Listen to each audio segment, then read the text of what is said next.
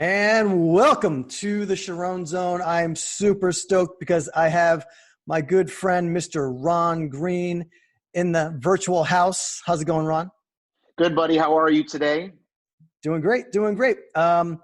So why don't we just kick it off with letting everybody know what it is you do and a little bit about Ron Green and your company.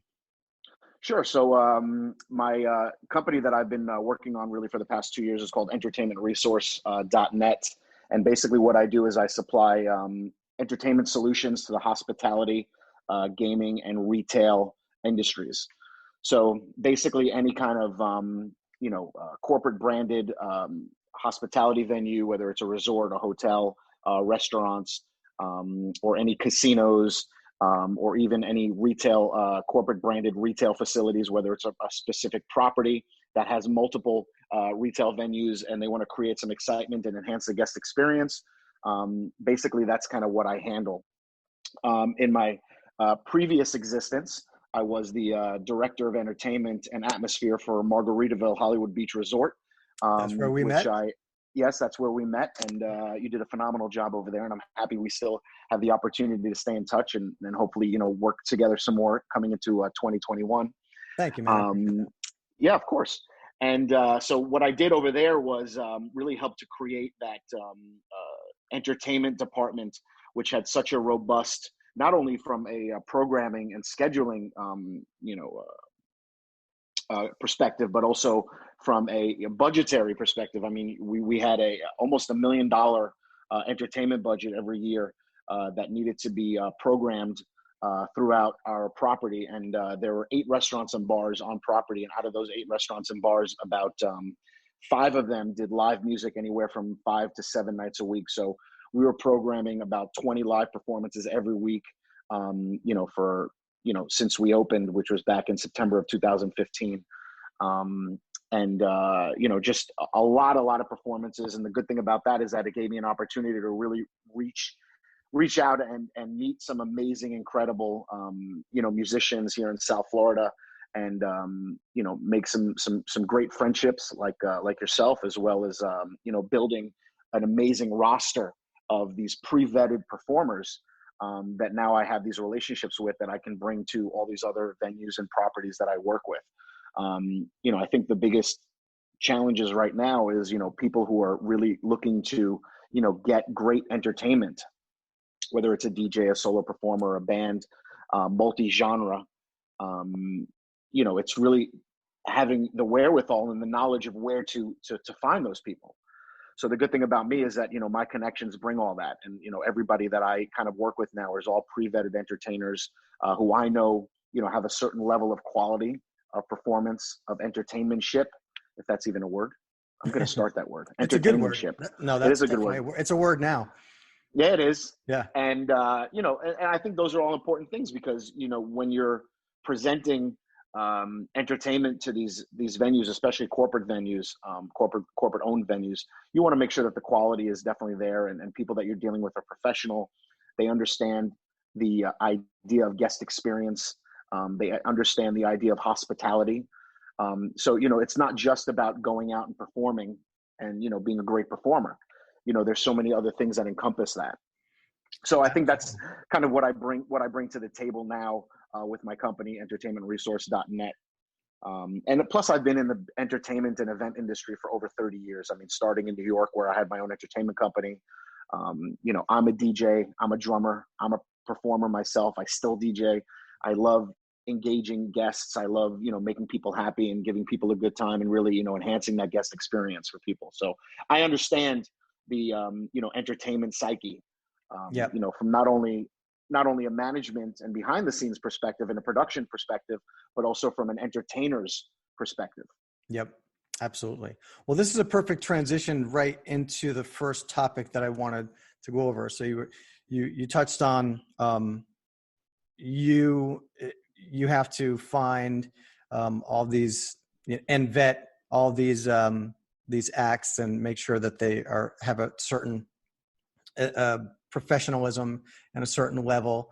And that's a great point. I always say it's one thing to be a good musician, a good drummer or a good bass player, or a good guitar good singer, but there's so much more that goes into the total package, and that's being professional and trustworthy and understanding that it's really about the customer. You know, it's not really about how good of a bass solo you can do.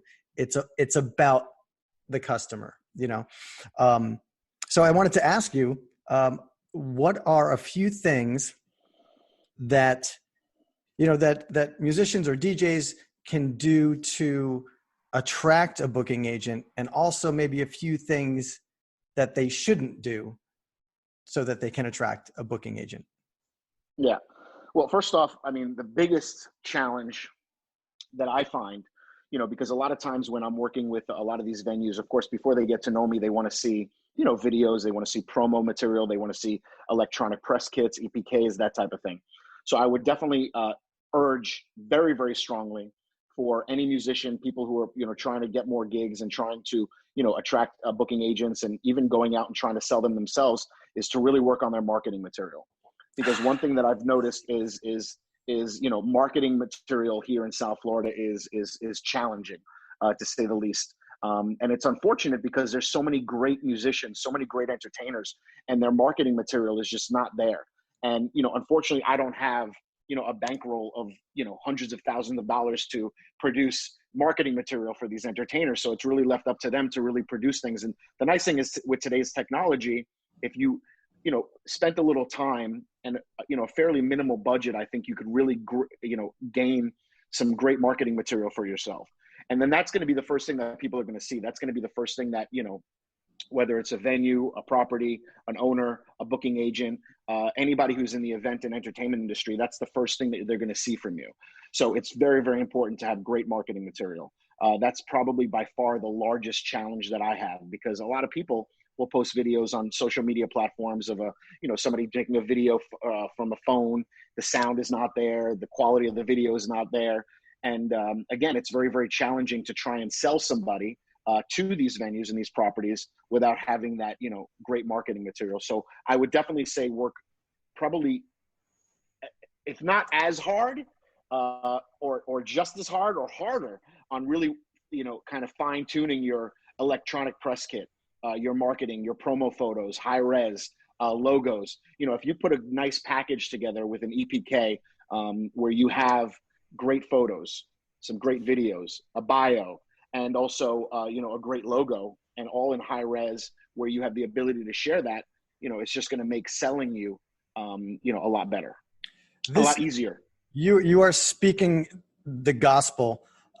This is, I am constantly teaching this to my students. This is the number one thing. So thank you so much. I want everybody to hear it from somebody else but me, because I'm like a broken record with it. And it is, when you really think about it from a performer's perspective, it's such an inexpensive, extremely powerful investment that we can make in ourselves, because it doesn't have to cost a lot of money. The things that you just laid out, these are really important. A very simple short bio is very important. Not 10 pages, but a simple short bio, Yeah, because people are going to ask for it. The press photos, I mean, really, so we all probably have a friend that's a photographer that we could, you know, take them out to lunch and say, hey, can you shoot some photos of some really good high res photos? There you would have your press photos. And with the video, it doesn't need to cost a lot of money, like you said.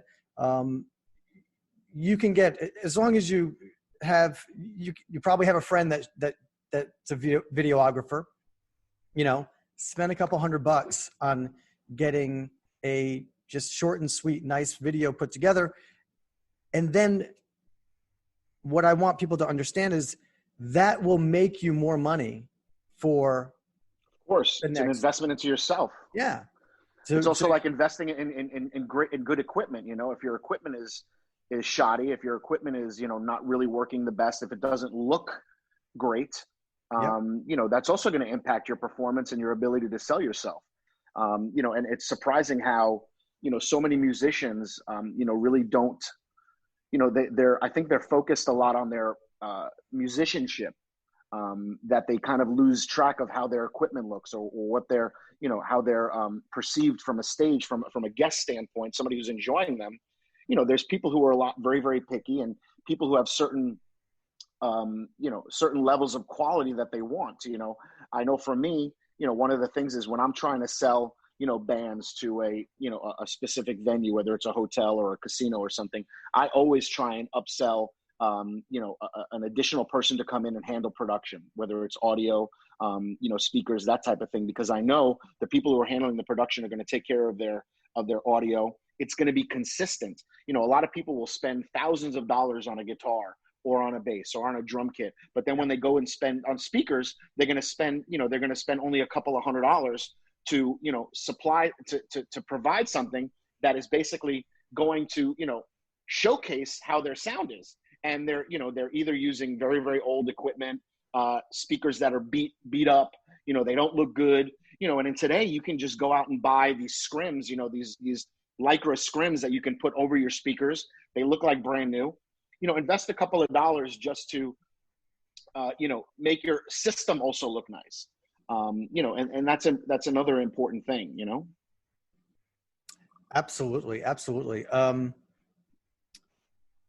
Yeah, I think it's these things are crucial, and they're all investments. That's a great point. People will spend tons of money throughout their lives and their careers on, drums or new guitars, and, spend a couple $1,000s on a new guitar and all these things. But then, they show up in their presentation, the rest of the presentation looks shoddy. And the worst thing that you can do is, so one of the things that people should definitely avoid Sorry. is putting out marketing material that doesn't shine a good light on them. And, for example, and nothing against bar bands. I play in bars. I've played in, a bunch of bars myself, but I always tell bands and stuff, if you're putting out video and photos that just don't have the quality of you playing at bars, that is probably going to kill your chances if you are trying to, up your game and play at, bigger events. Corporate gigs, any of that stuff. Yeah, festivals. Sure. I played a ton of festivals, and I attribute that to getting the content and putting out content of us doing bigger shows and getting better and better content and better, better press photos, and definitely better quality videos on better quality stages and stuff like that. So no, absolutely. And, again, you can also offer, one of the things that I've seen performers do is, they might offer, let's say a bar or something like that, one night to come in and perform at no cost if they can come in during the day into the bar and shoot a video. You know what I mean? Work on a barter. You're my new favorite person, because you're preaching what I believe 1,000,000%. Oh my God. The power of doing things for free that will benefit you, of course, is business 101. And I just wish you have to look at the bigger picture. What's that? You have to look at the bigger picture. You got to see, what you can do, to kind of, there's plenty of times, even for me as a business owner, if I'm going out to DJ, let's say at a resort, I have a resort that I'm working with right now. And, I kind of just wanted to get my foot in the door to book ultimately more gigs and have a long-term relationship. So, I agreed to come in now and DJ for them during the course of December at their pool for a heavily discounted rate. But now I already booked Christmas Eve, Christmas Day brunch, and not for me, for musicians. I got 2 New Year's Eve gigs, one for me DJing and one for a band from the same venue. And I know that we're already talking into doing a lot of things for 2021. But you know what? Okay, so I'm not getting paid my typical rate, first of all, we're in the middle of a pandemic. So the fact that I'm even working, I'm blessed. Second Definitely. of all, I look at the bigger picture. I look at what I can gain from this relationship down the road. So yeah, so right now I'm going to make a little bit extra less money. I'm going to make a little bit less money than I normally would, but it's going to pay off tenfold, down the line, because I know that they're going to book more programming with me, more activations with me, and that's kind of my mentality. Going into any of these situations with any of these prospective partnerships that I'm working with. So it's not always about the money that's available right up front. You got to think long term. You got to build relationships with these people, and you have to be willing to work with them. And you have to be flexible. That's the biggest thing, is you have to be flexible. Absolutely, 1,000,000%. It's an investment in yourself for the long term. That's a perfect example. I couldn't have said it better myself. So any other things just off the top of your head that either People acts? could do, or you actually asked me about what people shouldn't do. Yeah. Which is a good one. So a couple of things that definitely I notice. One thing that turns me off immensely is, first of all, when people are aggressive. Mm. When you're aggressive, and there's a very, very fine line between being aggressive and being assertive. And I think people need to know the difference between that. You don't want, when I was at Margaritaville, or even now, because I have things that are going on in this climate of a pandemic, there's constantly entertainers who are reaching out to me and want to get on the roster, and they want to get bookings. And ultimately, I love entertainers. As I said before, I'm an entertainer. I Yep. love entertainers. I love, what we're about. I love the fact that we're trying to bring happiness to people and joy through music, or, any other facets. But one of the things that turns me off the biggest is when somebody's aggressive, and I get kind of this negative kind of energy from them. Mm-hmm. One of the biggest things I would say is, it's okay to be assertive. I would even say, set yourself up. If you're going to follow up with somebody, let's say you're going to reach out to a booking agent, you're going to send them your material. Set yourself an action item to follow up with them in 2 weeks. Set something in your calendar on your phone. 2 weeks from now, follow up with this person if I didn't hear from them. Don't Absolutely. barrage them with emails and, did you get my stuff? You know what I mean? Set Yes. yourself some sort of, to be assertive, to follow up with people, because people appreciate the follow up, but don't be aggressive. Right. And that, go ahead. I just wanted to jump in. That shouldn't be understated, that people appreciate the follow-up. Oh, absolutely. I can tell you that from my career, when I'm looking to hire musicians and things, the people that follow up, I appreciate it, because like you are, I mean, you're probably 1,000 times more inundated with acts and that want to get onto your roster and stuff. But you can't keep track of all that. You can't keep track of all of those people that are trying to contact you. So it's very valuable to you when people follow up. Now, what you're saying is, let's go with the soft follow up. Let's go with the assertive follow up, not the aggressive. Yes. And there is that fine line, Yeah, I like to call it pinging people, And the thing that I've found in the past few years that has really helped is, just kind of treating it like you're establishing friendships. I think that, I was guilty of this at the beginning of my career. Like, everything was very, I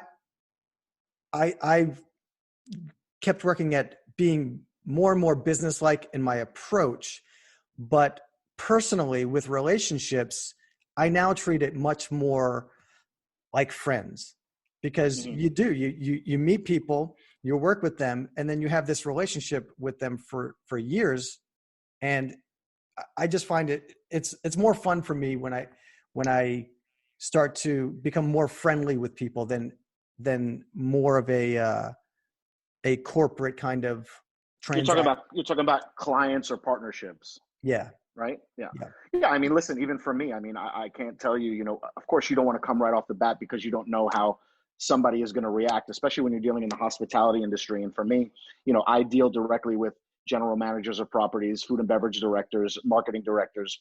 So, you don't know how they're going to react. So you don't want to come at them from a friendly standpoint. You want to kind of build that rapport first. But It's absolutely, it absolutely helps. I mean, I have plenty of partnerships, with high level executives in these corporate, resorts and things. And, we're, whether they're texting me, hey buddy, or hey bud, can or, I mean, it doesn't need to be so serious. Plus also we're in the entertainment industry, Yeah. we're entertainers. So, there is a certain level of, you want to create a little bit of a relaxed atmosphere, if you will. Yeah. And I think, again, it's important to have that balance. You need to be able to have that relaxed kind of attitude, but also in the business acumen, you'll still need to stay very, very business focused, organized, follow-ups, all those types of things. But you can do it in a kind of a more casual way once you build that rapport with Yeah. with these people that you're developing partnerships with. So it's definitely important to to kind of keep that kind of cool, chill, atmosphere. And I think also that goes back to, the whole thing about, being aggressive. I think if you're aggressive, you're coming at it from a very kind of, just, it's not really coming from the right place. For you, it might be as a person trying to get the gigs because you're hungry. And, now it's especially even more than ever, with what's going on again with the pandemic. People are really, really trying to, fight tooth and nail to get any gigs that they can. So you just need to kind of watch how you're approaching, whether it's a person that you're going to be working with in a band, or whether it's a person you're going to have a partnership with, or whether it's a business partner, or a client, or however you want to call it. You always want to kind of keep that, even keel, if you will, Yeah. and Yeah. dealing with people. Another big thing that I would say that's a huge turnoff for me is Mhm. when somebody talks bad about somebody else. Yes. I had a performer reach out to me yesterday, telling me, they reached out to me. I haven't heard from them in a while.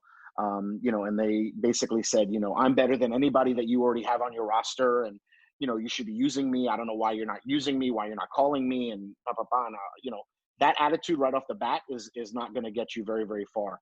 Wow. I don't prescribe to talking bad about anybody. I mean, I think there's enough work, in South Florida for everybody to be busy. And as we approach 2021, and as we get closer to Q3 and Q4 of 2021, I think there's going to even be more possibilities and more potential for things to open up for people to work. So I definitely think that there's, a lot. So you definitely don't want to talk about, you don't want to talk bad about, other people. What you say in your house is your call, but again, you always should keep yourself,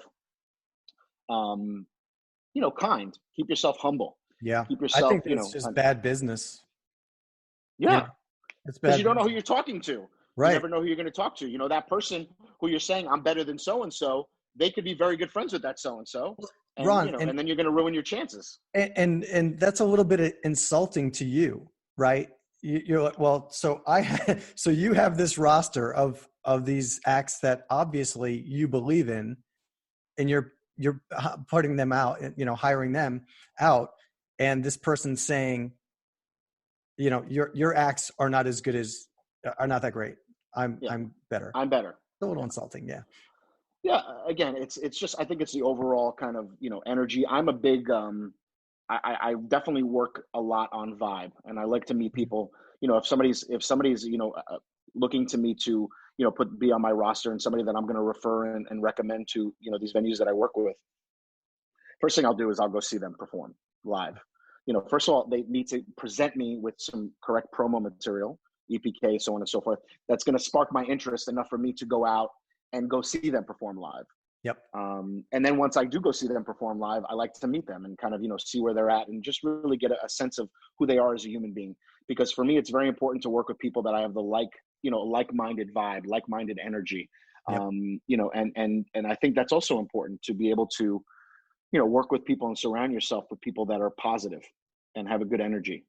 And, those are the people that I'd rather work with. If I know, I can't tell you how many bands I turned away from, when we auditioned people for Margaritaville, how many bands I turned away from because of just, bad attitude, kind of diva attitude.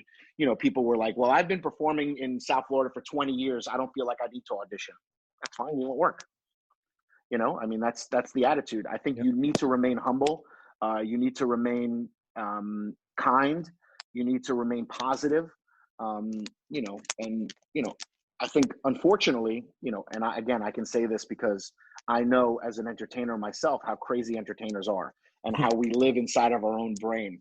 And Yeah. we have this kind of, this, psyche. That's why we're in this field, because I think not only do we enjoy giving our gift to the world and making people feel good, but it's also that kind of instant satisfaction, that gratification that we get from the applause and the people really wanting to, see us and getting that enjoyment that we're giving to them.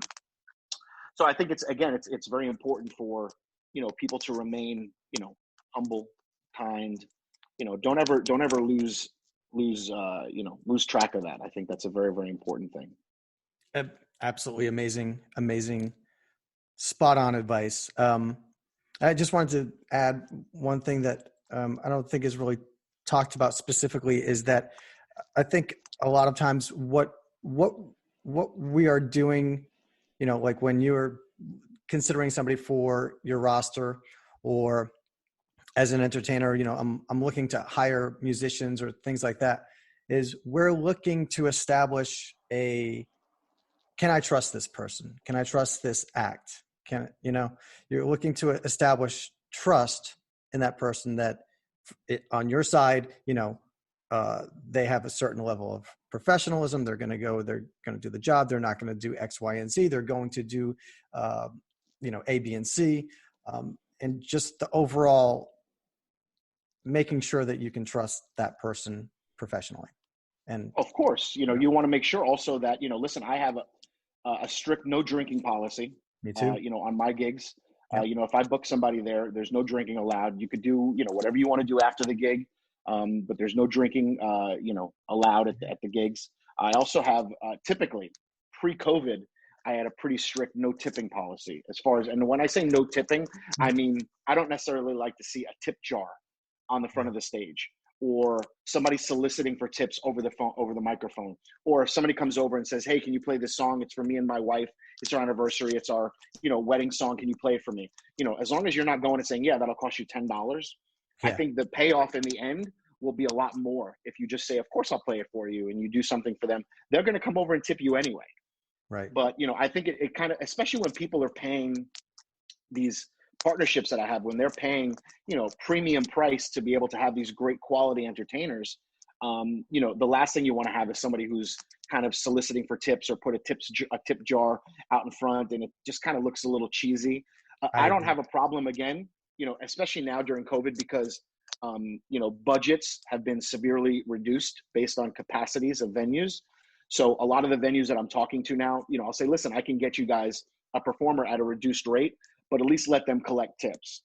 Whereas before, I was a little bit more strict on that. But I think now, if there's a way for them to get a little bit more supplemental income from getting the tips to add to their pay, I have no problem with that. And typically most venues are okay with it for right now, until things start to open up.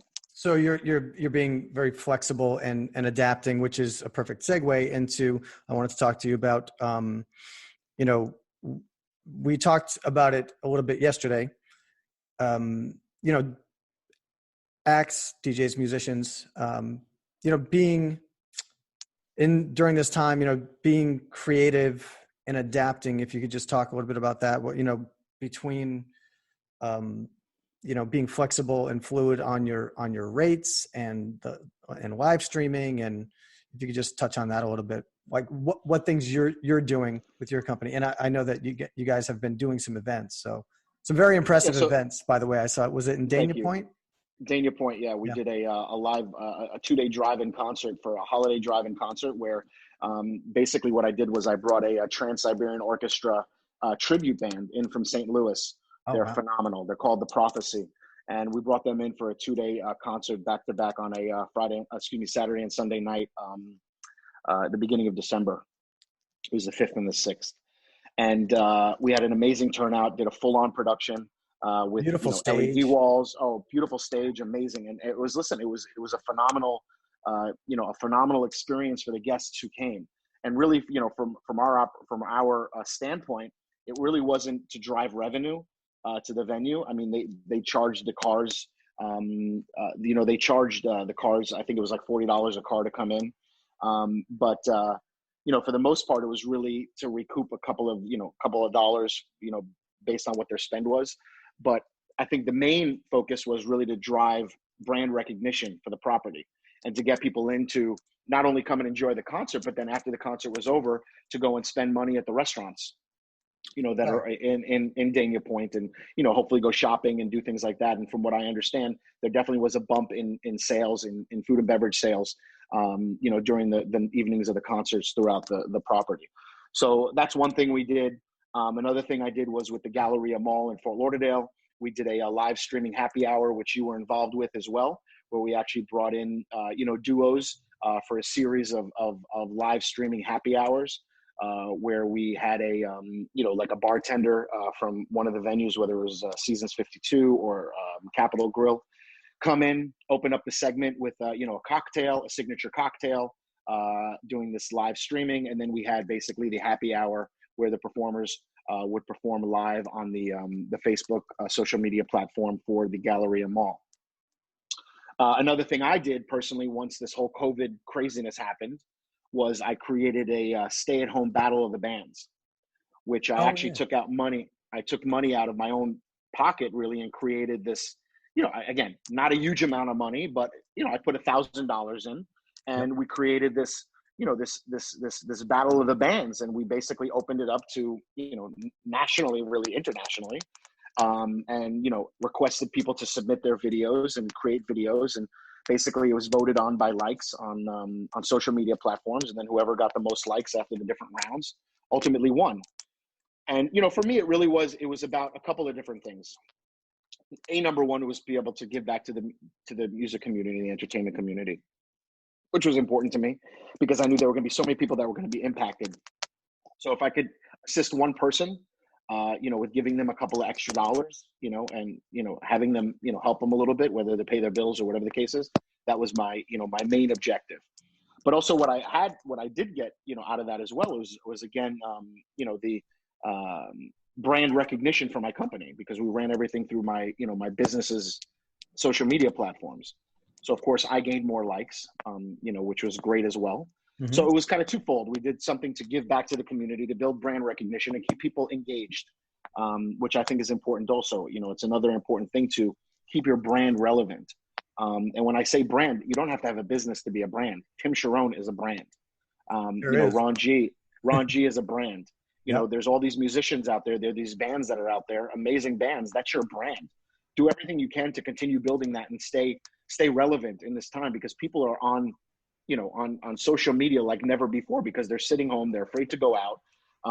So continue plugging your brand, even if it's, doing, an hour a day on Instagram, or 15 minutes a day on any of these social media platforms where you're engaging with your followers to Yep. keep your brand relevant, Yep. and hopefully gain more, more followers through that. Because in today's day and age, people are very, very interested. I'm getting all these notifications. I'm sorry. I thought I shut off my phone.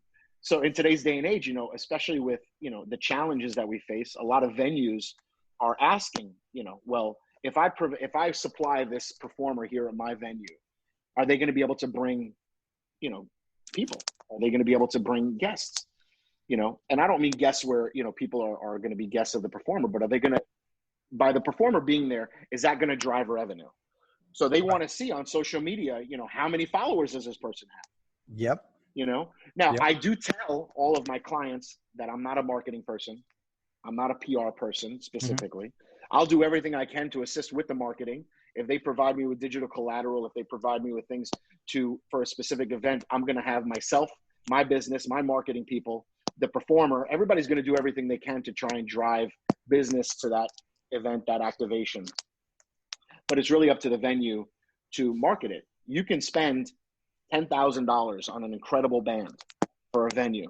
Hmm. If the venue is not assisting in marketing it, or people don't know about it, nothing's going to happen. Right.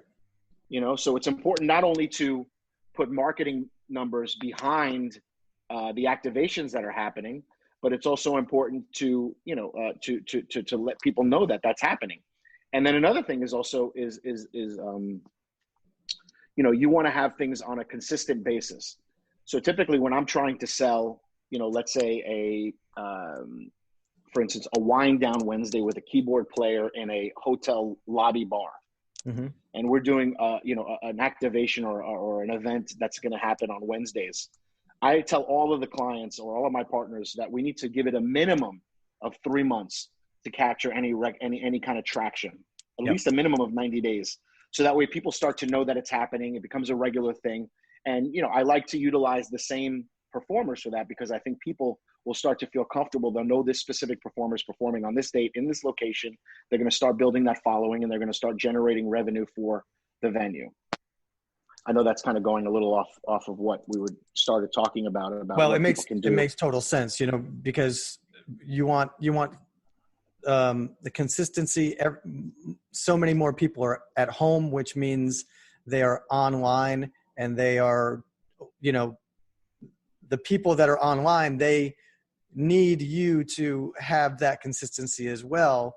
Whether it's doing a weekly event, or as a performer just doing, you're going live. I think going live on Instagram, Facebook, YouTube is the ultimate secret weapon that I don't think people are even utilizing enough, even though it seems like everybody is doing it, if that makes any sense. But yeah, listen, no, I agree with you. I think, listen, again, it's all about building your brand. And right now it's not costing you any money to go on social media and perform for 15 minutes, 20 minutes, take requests, doing a request show. Absolutely. You know what I mean? And engage your followers. Absolutely. 1,000,000% engaging people on your lives is the secret sauce. And that's what it works for me. When I'm watching someone on a live and I make a comment and they say my name and they talk to me, I get all excited, and it makes me stay on that live. It makes me, have a lot more connection. Of a connection. Exactly. Absolutely. 100%. So, and what people underestimate, I believe, is what you were saying is you want your brand to be on the top of people's mind, through this whole thing.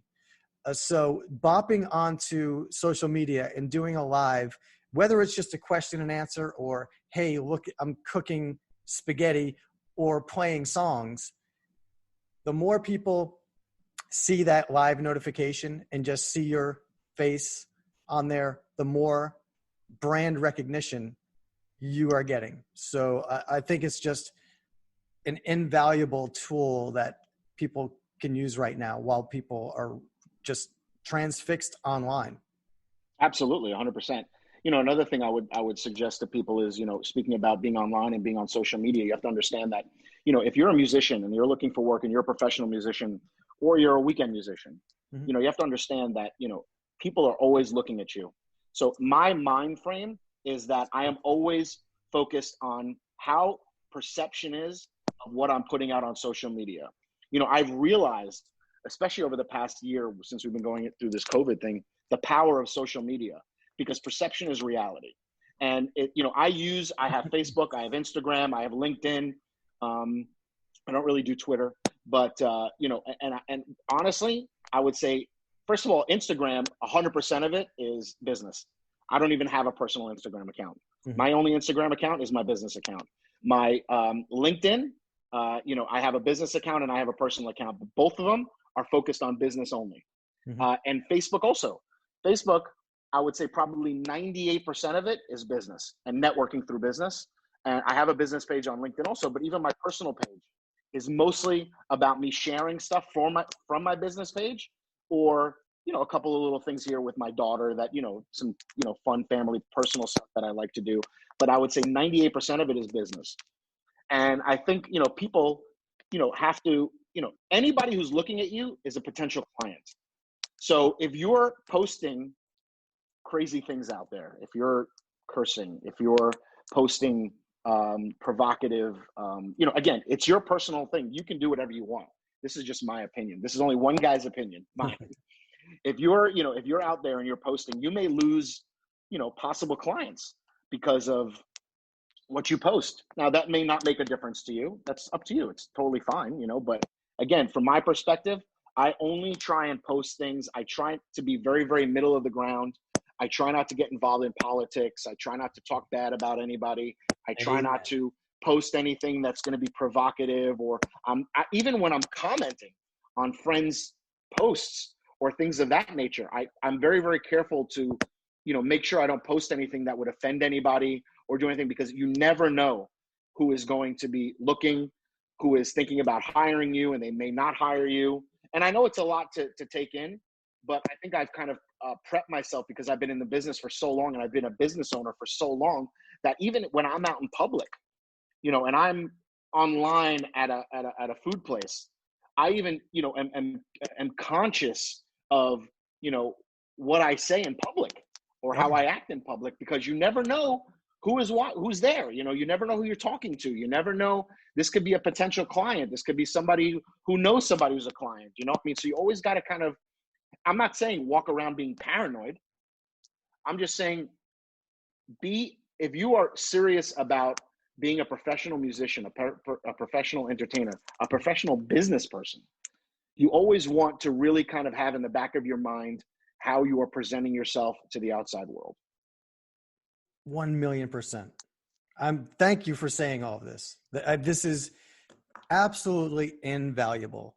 And I personally, I subscribe to the same exact theory. I stay far away from anything like politics or just things that will get people, it's weird because, people that do put that stuff out, they'll get a bunch of people commenting and they'll get a bunch of eyeballs on it, and they think that that is good. And I just think like you said, if you are serious about your business, and if your business is music, and you're serious about it, if you're doing these things, you could really be hurting your business. I mean, you most likely are hurting your business. And if you stay away from those things, then it's only going to help your business. Yeah, I mean, listen, again, you can say we live in this country because of the beauty of freedom of speech. Mm-hmm. You could say whatever you want. You can go online, you can post, you can do, anything. Again, I'm not saying what you should or shouldn't do. I'm just giving you my opinion, from a person who's owned a business for so many years, and, who is in this kind of business where we're in the people business. Yep. We are about connecting with people. If we were sitting in an office job in a cubicle somewhere, just filing, papers and, typing on a computer all day, all good. But if you're in the people business and you're constantly coming into contact with large numbers of people, especially if you're a musician, if you're an entertainer, and you're meeting people, you always want to make sure that you're not giving people, especially if you want to be successful, I think you don't want to give people an opportunity to, especially when you're just getting started. Listen, when you get to a certain degree and you have a platform and, people say what they want to say, whether you're a big movie star or whatever the case is, once you get to that level and you're making those millions of dollars, Yeah. do what you want. But Yeah. I like to prescribe to kind of being in the middle. I like to be middle ground. I like to not rock the boat.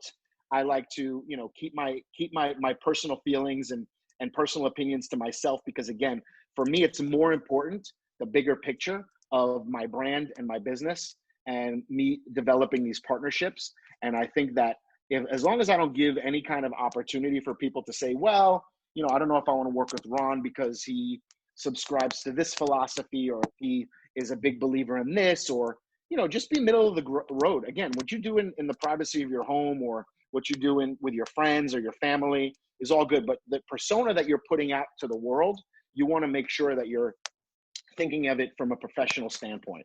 And, the only thing that's going to do is help you, gain more followers, gain more business, have you become more successful. Again, that's just what I think.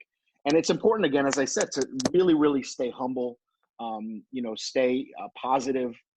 It's very difficult right now. I can only imagine, how difficult it is for people, especially in our business, Mm-hmm. in the entertainment and music business, with, what's been happening over the past, 10 months. And, it's very, very difficult to remain positive. I can totally understand that. But I think, this is where the time where we really need to, dig deep into our, souls and, kind of present to the world the reason why we do what we do, which is to make people feel good and make people happy and create, oh, excuse me, to create this kind of, level of escapism from people. Yes. One of the things that we want to do from being a performer is you want to give people an opportunity to escape. Yep. That's why entertainment is so successful, because people want to escape their, what's going on, all the craziness in life. And if you have that opportunity to provide that for people, you will be successful. And also, just again, be a good person, Yeah. just be a good person. Don't be a dick, be a good person, be compassionate, be empathetic, be kind, help people. It's not only always about what can I get out of it. It's about, helping people, because I'm a huge Yeah. believer in karma. I like to help people, not for the reason of it's going to come back to me, but I just like to help people because that's just who I am. It makes me feel good to help people. It makes me feel good to provide opportunities for amazing musicians and amazing entertainers to have a platform to perform for people and to give people an amazing, incredible guest experience for whatever venue they're going to, and whatever place they're sharing with, they're frequenting. Yeah, I totally agree with you. There's nothing better than providing an hour or two or three for people to just have a great time and laugh and smile and sing, whatever the event entails, and just forget their worries for 2 or 3 hours and just provide that to people. Is, to me, that's part of why I do it. It's invaluable. And if you love doing that for people, then you're going to be successful. Absolutely. And that's the thing for me, is that I'm so passionate about what I do. I have such a love for not only people and entertainment and entertainers. um, as I said, I think we're a very, very special breed, and I think we're put on this earth to bring joy and happiness to people. Unfortunately, it comes with our own psychological challenges, and our own mental challenges in our own brains. But I think if you look at the bigger picture of why we have this gift of what we can bring to people, and you really let other people see that and see that passion and feel that love, you're going to be successful, and you're going to make it through this tough time. And again, it's just about being positive, because I definitely see, from my experience, I've been very, very fortunate to not only work through this pandemic, but also to have my company, strive, looking into 2021 and 2022, and really, the people that I've been staying in touch with and building partnerships and following up and being assertive, is really going to pay off. And I really, really think that if people just hold on a little bit longer, I think that we're really looking to a phenomenal, Q2, Q3, Q4 of 2021, where it's going to probably be bigger than it was after Prohibition, about people going out and partying and having a good time. And we're going to need entertainment for that. There's going to be places that are just going to be dying for great entertainers and great entertainment. So as long as I think you keep yourself grounded, you keep yourself humble, you keep yourself kind, keep focusing on your craft, keep engaging your followers, keep building your brand, you'll be successful. Perfect. Absolutely perfect. I'd love to just end on that, because I think that's the sentiment that both you and I want to get across to people, that eventually things are going to open up, and hopefully sooner than later. But now is the time to be doing all the things that you just laid out, because when it does open up, you put it perfectly. It's going to be bigger than, post-Prohibition. It's going to be an explosion of events and people just wanting to let off steam, and we are all going to be very busy. But now is the time to do what you are doing and staying on top of things, working on your craft, staying persistent, staying in people's lives, staying in people's inboxes, pinging people. And I like to do things like, I just talked to a college booking agent this morning that I was working with before all this happened, and something happened with him on Facebook. This is going on a total tangent, but and so I texted him and made sure, just like, hey, I'm thinking about you because something happened with one of his pets. And so he called me, and we just had a great long conversation, and everybody's going through stuff, so I think it's a good idea to just keep in contact with people, because once things open up, the people that are on the top of the other people's minds are going to be the people that we're all working with and working together to take advantage of the incredible opportunities that are going to be presented once things finally open back up. No, absolutely. 100%. Yeah. I agree with you, and again, it's I literally see, light at the end of the tunnel, and it looks like it's going to be sooner than later, which is good. So just remain positive, Yep. remain caring, remain loving, remain focused, remain passionate, and things will definitely turn around, and things will be better for sure. It's around the corner. Yep. Amen. Amen. Thank you, Mr. Ron Green, so much. I really appreciate it. I know for a fact that everybody listening and watching, they're going to get a lot out of this. So I really Awesome. appreciate you taking the time to come on. Yeah, my pleasure. And listen, I don't mind. I hope you don't mind if I do a little plug. I'm always looking for more followers. So if you go to Instagram, it's entertainment_resource is my company. That's the logo right there. I don't know, it's probably backwards, but there's the company logo. So if you can follow me, I'm always posting cool stuff on Instagram, also on Facebook. And feel free to reach out to me on LinkedIn as well, Ron Green. Listen, I want to wish everybody a happy and a healthy holiday season. All the best to you and your families, and keep being positive. I think that's the biggest thing that I can tell people is just be positive, and again, be loving, and all those things that we mentioned, and things will be great. Absolutely. Thank you, Ron. Appreciate it. Thank you, Tim. All the best to you, man.